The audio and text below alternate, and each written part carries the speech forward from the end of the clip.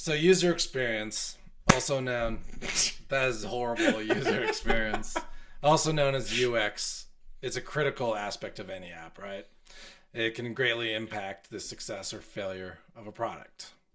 So have you ever really wanted to like make an app work for you, but it's just too much of a pain in the ass to use? Oh, all the time. Yeah. Like every time. Yep. Like, for instance, an app that I love is called Focus To Do. Oh, is that the Pomodoro one? Yes. Yeah. And I was like, this is sweet. Did the whole free trial thing. Mm-hmm. And I like to plan my day like on my iPad, but then I like to use the timer on my computer. And like the whole thing behind like buying the app was syncing across devices. Yeah. So I was like, okay, sweet. So I can have the iPad app, can plan my day out. And then when I get up in the morning and get to my workstation to work, my tasks will all be organized for me because I got it done the night before. I mean, in theory. Dude, it didn't sync.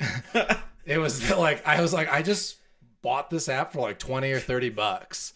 And literally that was the only feature you got from buying You the had app. one job. One You job. had one job. And it didn't even work. And they finally, I believe they fixed it. I haven't had an issue in a couple weeks, but it was months. And it was the biggest pain in the ass because I actually like was like doing it on my iPad and then like copying my list over in the morning.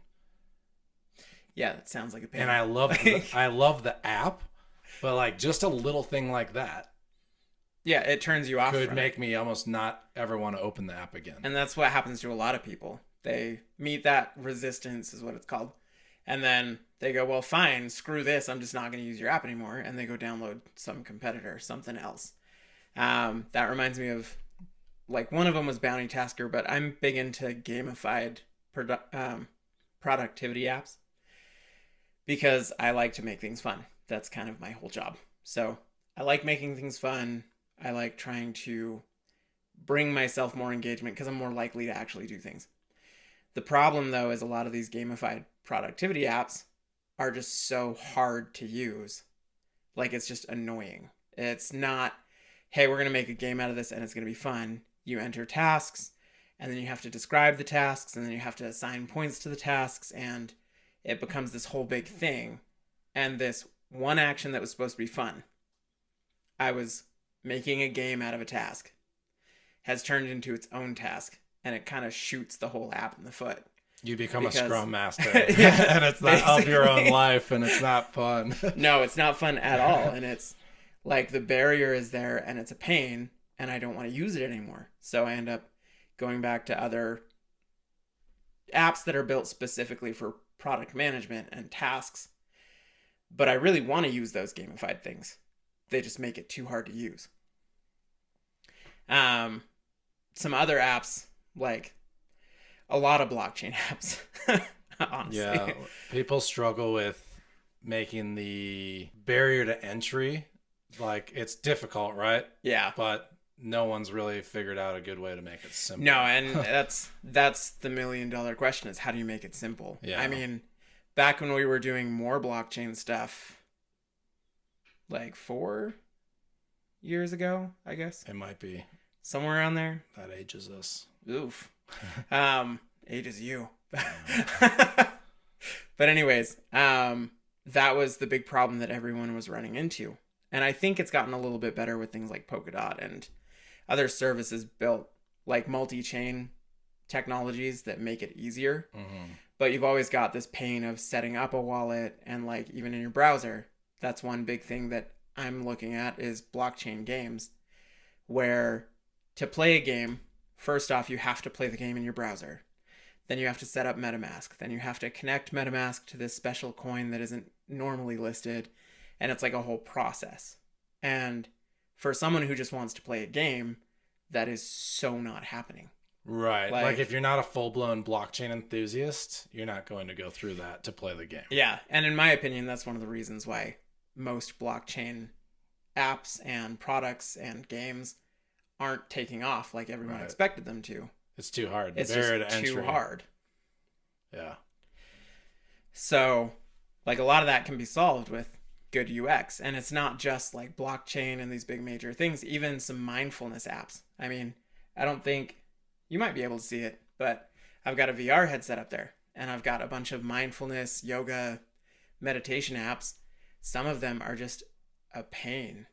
Like you're logging in to take a break and to meditate, take a minute. And the process of logging in, getting everything set up is just so annoying that you don't want to use it. And the more time goes on, the less time people want to spend on those things. It's an attention span thing. There are tons of studies being done on it and all that stuff. But as time is going on, that barrier to entry is becoming more and more important, like every day. Yeah, and it might not even be like UX isn't necessarily just hard to use, right? Mm-hmm. It could be poorly timed ads in like a streaming service, right? Yeah. Like you could be at that intense scene in a show that you're watching, and then you're like just distracted with ads. Watching the sword headed straight for somebody's face, and then unicorns and rainbows. Guess what? It's a prescription ad. Like, yeah.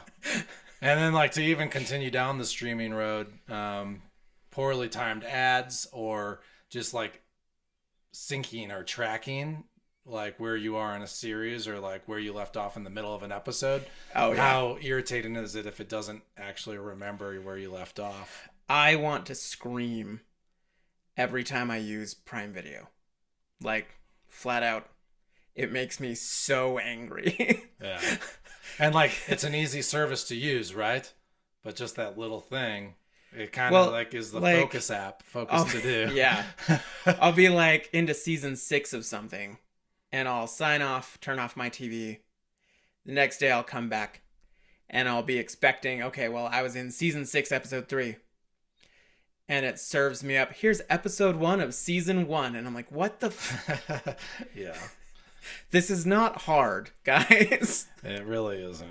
And it's like back when Spotify was like more heavily ad focused, a few years ago, like 4 or 5-ish. But anyways, there was this big joke going around the internet. I think some comedian started it, but it took off because it was true.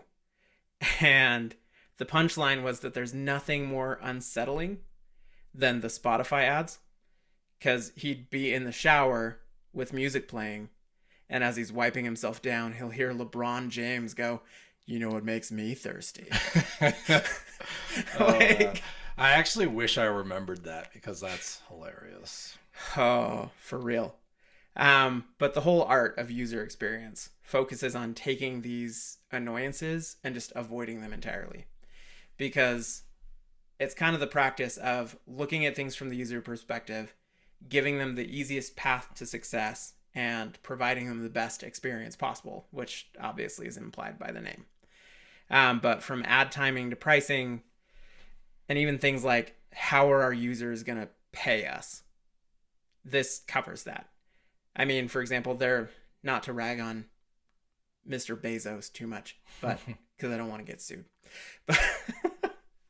But there are lots of reasons for it. We understand the reasons. It's, app store fees and developer fees and all that stuff. But how annoying is it that you have to buy books for the Kindle app through a web browser and then go read them on your Kindle? Yeah. Like, you can explore the books. Right. You can see the book. But you can't buy the book. Yeah. You can't start reading it from the device. I have to go log into my Amazon account, go buy the book, and then go back to Kindle. And it would just be so much easier if I could just buy the book right there. I always have like a brain fart too and try to buy a Kindle book in the Amazon app. Mm-hmm. And I was like, why can't it, like, why is this not pulling up? Why is there not a buy button? And I'm like, oh, it's the freaking iPhone app, of course. Yeah, it's a pain. And that's the kind of stuff that UX good practices try to avoid.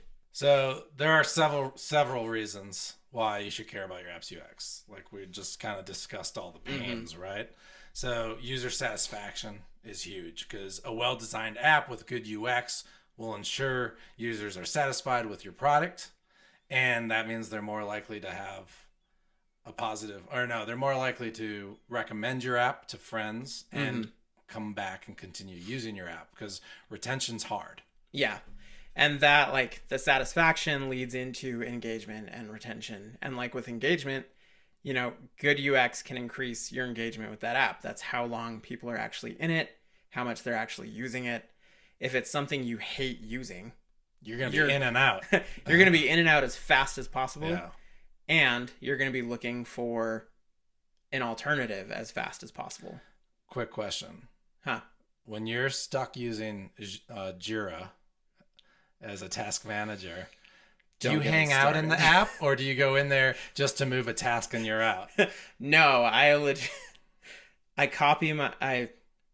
may or may not copy my tasks into ClickUp. I was going to say. And then I manage them from there, and then I only go into Jira and update it as much as absolutely necessary. And then I was going to say, and then when you use ClickUp as a task management, but you actually use it for other things and hang out in it most of the day, don't you? Yeah.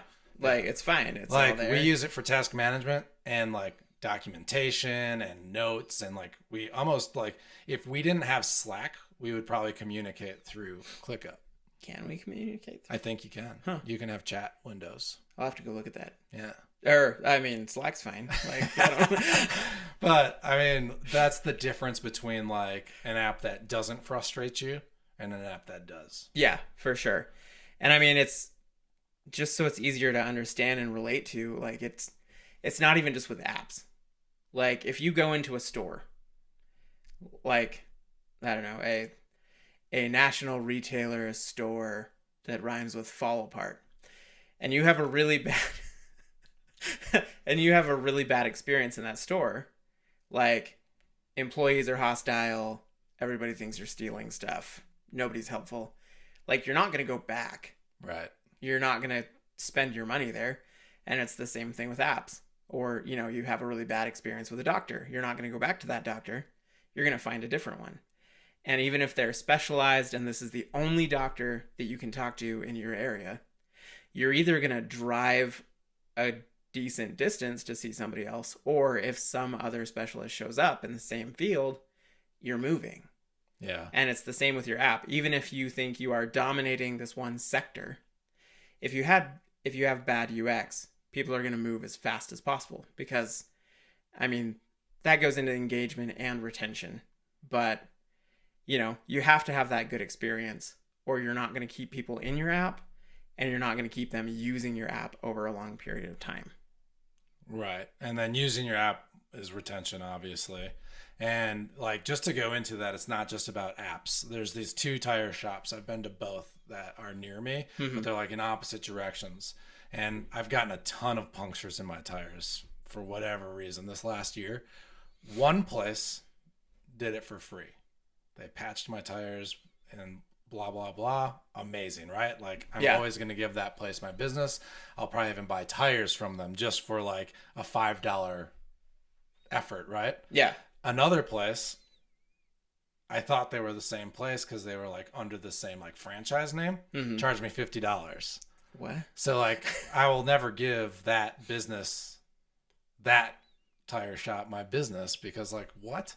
Like, well, yeah, if insane. They're gonna screw you on so that, like, positive brand image right there, right? Yeah, for sure. And that really helps with all of those things that we mentioned. The other thing is good UX, and we kind of touched on this, but it gives you a competitive advantage.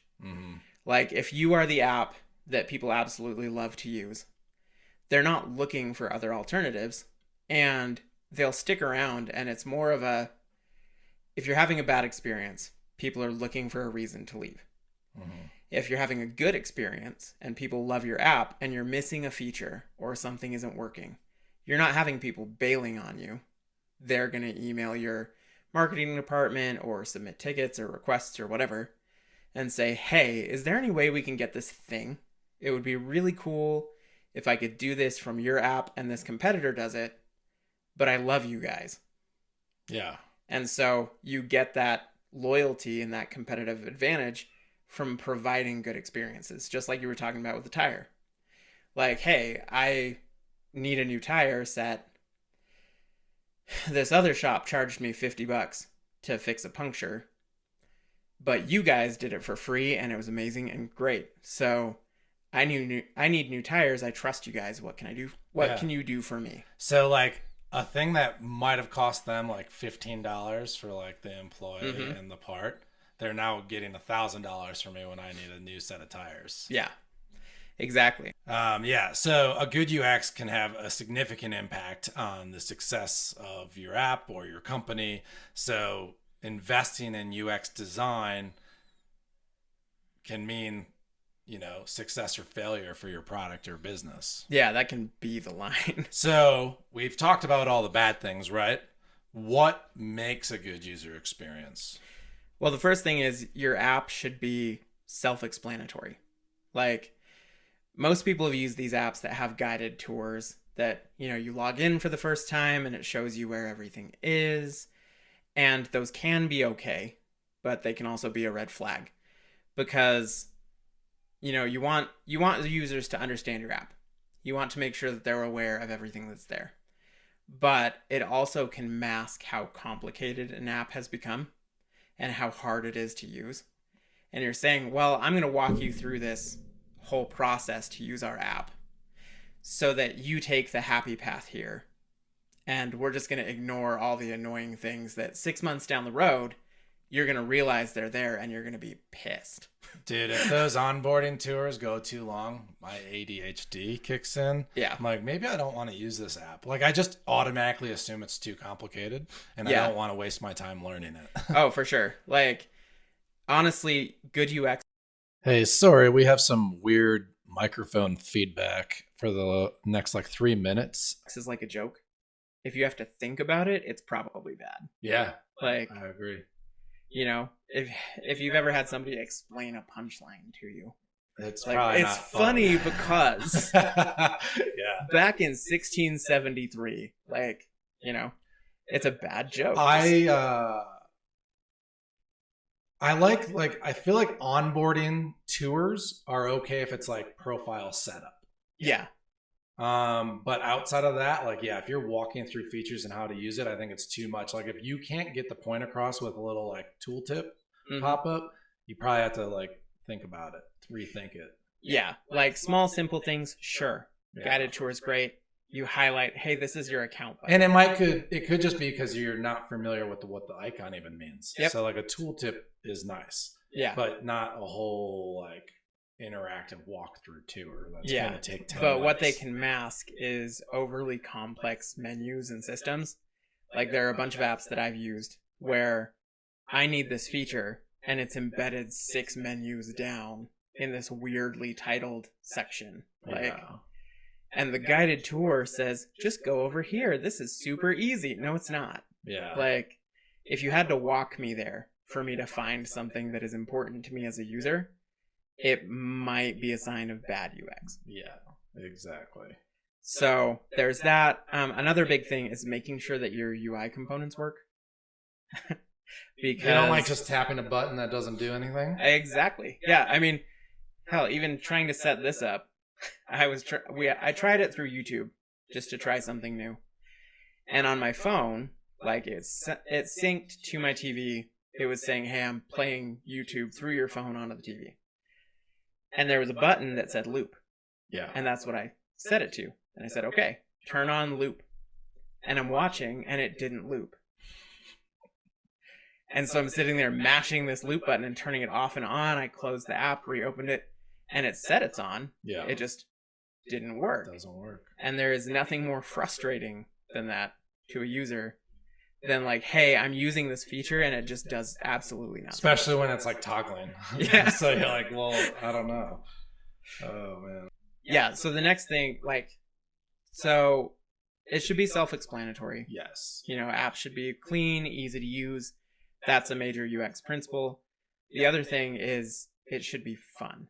You're right. Like what you were talking about with your productivity apps. Uh-huh. Productivity is not fun. No. So how do you make it fun? That's why I'm using them, is because it's not fun. But so that's why gamification and things like that have become so important to keep user retention and engagement up, right? Yeah. And I mean, depending on the app, depending on the type of app you're making, it can be really difficult. And I'm not casting stones here, because like those productivity apps, they're trying to solve a really hard problem. And it's not a clear path, and it's still largely exploratory. I mean, think about banking apps. How much fun can you make those? Right. Like, well, I mean, I feel like there's a difference between an app you want to use and a utility that you need to use. And banking is just something you need. Yeah. So it just has to work, right? And there are very few ways to make your account is overdrawn fun. Like, but like, as long as it's easy to deposit a check, transfer money, and check your balance, that's probably all you really care about on a bank app for good UX. And there's still stuff that you can do with that, like with those utilities to up engagement, to make things more attractive and appealing. I mean, like Lottie, for example, you can add animated icons to things. You deposit that check. You've got two options. I just scanned my check. I pressed deposit. And my two options are a loading spinner while it deposits, or we can make an animated thing of a check like flying or whatever to a bank and make it something visually appealing. You're watching something happen. And that's a better experience. And especially with like younger generations, that's what sells people on using your apps. Yeah. They want something that is holding their attention. And like thinking about a banking app, kind of like Venmo, like they made like paying friends and sending like messages with payment more fun. You can add icons. Yeah, you can add icons and animations. My little brother sends payments to people all the time, and I see it in my social feed, which is sketchy. I'm not gonna. Yeah, I keep mine. We're not gonna talk about that. No keep one mine needs private. to see that I just like, I don't know, eggplant emoji'd my cousin. Right? Well, that's exactly where I was going with this. Like, while I keep mine private, it is still fun to watch him make payments to people, and I know exactly what's going on with those. Yeah. But he's using wildly inappropriate emojis for sure. Yeah, it's hilarious. And like trying to make it as uncomfortable as possible. Mean, I'm the same way. It's just like, but also, what do I want out there? Yeah. But that's one way that they've made like payments fun. Yeah. Like, so what you're saying is it doesn't have to be some like grand. No, it doesn't have to be feature, complex. Right? It doesn't have to be this big, long, drawn out master plan. It could be a sound effect too. It could be just like what you're saying, loading screens and just small little animations. So. Yeah, just something to bring your app or product or whatever to life and make it more appealing to users. And like along those same lines, reactiveness is really important. Like if you've ever been using an important app, like a banking app, for example, and the screen just kind of hangs. And you're not sure if it's loading or not. The level of anxiety every second is just compounding. Well, I was watching your daughter play an iPad game, and I was like, is it broken? She goes, no, it just takes a long time to load. And like she was used to that. And I was just like watching this thing, and I was like, dude, how has anyone like, I swear it was like 2 minutes went by. So that particular app is proprietary intellectual property of the people who own it. And so I have no aspirations of fixing it. Yeah. Because it's, it's a big popular license. Yeah. But I looked at it last night when we downloaded it, and I'm just sitting there like, yeah. You're physically hurting me. Right. And I was just like, that's insane. And yeah, so small little things, reactiveness, loading times, a loading bar that actually works. Yes, the simple things. If something does take a long time to load, you have to have progress. Well, yeah, but you can't even a spinner. Like, well, how long is it gonna spin? They've also got a progress bar for a lot of things. Yeah, but it doesn't load at all. It doesn't. It just sits there. Like it goes from 0 to 100. It's just an empty progress bar. They don't know how batching works. I'm sitting there watching it. I'm like, what is batching? I think it's just 0 to 100. Well, I am batching all of the progress. All of it. It's batching on the back end. We just don't tell you what it's doing on the front end. 0 to 100% is by definition batched. That's true. Well, you got the whole file. But yeah, so little things like that to bring your app to life, make it reactive, make people actually enjoy using it, not wonder if it's actually working or not. That's all super important. Uh, this almost seems like a side note compared to what we were just talking about, but it's also really important to make sure that your app is usable by people with disabilities. That's a big thing, especially lately with Shopify. I don't know if we've talked about this before on the podcast, Not on the podcast. but we talk about it all the time where there are people going through all of these Shopify sites and finding issues with it, like on a compliance level with disability acts, and suing the pants off of these small business owners. They're suing small business owners that make enough that they'll want to settle, but not enough to fight it in court. And so it'll be like some blind guy couldn't use your checkout process. Yeah, exactly. And that's stuff that you want to be aware of in that user experience planning and in that process is, okay, we just planned this really cool thing. Is it in compliance with laws? Is it usable by people with disabilities, like within reason? Yeah. There are a lot of video games that are not disability compliant for blind and deaf people because how? Right. But you want to be aware of those things as you're planning out a product and make sure that the user experience isn't just passable. Like, is it possible for them to use this? Sure. Is it going to be a pain? Sure. You want to get them as close to having as good of a user experience as somebody without that disability as possible. Right, exactly. So be aware of that too. And the last thing we're going to kind of cover is something called Jacob's Law. For clarification, not this Jacob. He's not this smart. Yeah. But it's an actual thing in user experience design. The basic premise is that innovation is great, but if you stray too far from what users know, they're going to struggle. Which is why there's like Google Design Docs. Mm-hmm. Like that's why like you make apps a certain way for Androids and a certain way for iPhones and Mac computers or Windows computers. People are used to you want to have that a certain way. Yeah, you want to have that typical user experience where they're comfortable using it in whatever environment they're used to. Yeah. Because if you go too crazy, it could be the best thing ever. It could be the best way of doing it. But if nobody can figure out how to use it and how to use it well, then they're not going to have a good time. Yeah, if it leads to frustration, it's already bad UX. Yeah, I mean, not to harp too much on video game stuff, but there was a game that came out a month or two ago called Forspoken.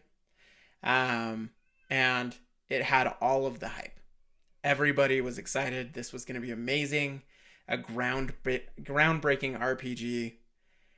And it was so complex and so in-depth that it drove people away. Like, they came in expecting this is going to be great. There's all this customization. There are all these features I can use, all these special skills. And it became overwhelming. It was too much. And it was too much. And it went from this is going to be the best game ever to this is a dumpster fire. Because people just weren't used to the way that it worked. And I'm not going to comment on whether it was a bad game or a good game. Yeah. That's totally separate discussion. But the point is, if you go too far away from what people are used to and what they're expecting when they load up your product, you're going to lose them. Right. And that's also like, you can be too close to the project or too close to the problem and you overcomplicate things too, Mm-hmm. right? Because I'm sure the dev team are super smart dudes and they were probably stoked about all these features that are put into this game. Oh, yeah. But that's, with games, that's a deeper conversation. Because like on these AAA titles, you've got literally hundreds of people working on things in separate departments. And so everybody's like, cool, I just added one feature. And you've got 300 departments. Yeah. Cool. We just added 300 features. That's like having settings in multiple areas too. Like, Yeah. So overall, just be aware of the user experience. Make sure that what you're providing to people is something that they want to use and that they can use and that is actually fun for them. Yeah. Because if you don't provide that, your product's probably and it's really important during like a beta testing period to watch people use your app. Oh yeah, there are all kinds of things like heat maps and that kind of thing where you can observe users and see, okay, literally nobody, and I think I've talked about heat maps before, but literally nobody is using this feature. Nobody's going to this area. Nobody's touching this part of the app or game or whatever. Or maybe they're just like a weird behavior is happening where they're almost just like confused on a screen, right? Yeah. And they go to this screen and they, like, their typical reaction time is they're taking a couple of seconds to look at things and move around. They get to this screen and the user is just like, what the F is this? Just dead in the water. And they sit there for 45 seconds trying to figure something out. That's a good indication that either A, they're dealing with a screaming toddler, or B, they're having trouble with your app. UX, man. It matters. It's the UX. It's the UX. Super UX? What does it stand for? Unicorn... Xylophone? Yeah. I was like, I don't know many words that start with X. Unicorn Xanax? Is that what?